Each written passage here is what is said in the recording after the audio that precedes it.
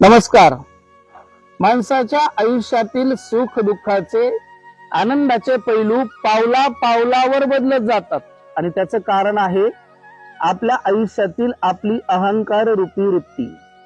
म्हणूनच मित्रांनो, एक गोष्ट निश्चित लक्षात ठेवा, माझ्यामुळे तुम्ही कोणीच नाही, तर तुमच्यामुळे तुझ्यामुळे मी आहे, ही वृत्ती आयुष्यात ठेवा.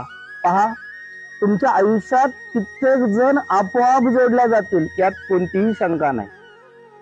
एवढेच नाही तर मित्रांनो, आपलं आयुष्य हे जेवणातल्या मिठाप्रमाणे असावं. आपलं जीवन हे जेवणातल्या मिठाप्रमाणे असावं.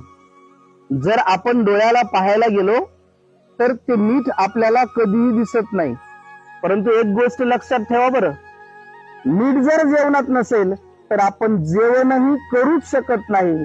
म्हणून आपण आपलं आयुष्य जेवणातल्या मिठाप्रमाणे जगलं पाहिजे, एवढंच मात्र या निमित्ताने सांगावंसं वाटतं. रामकृष्ण हरी.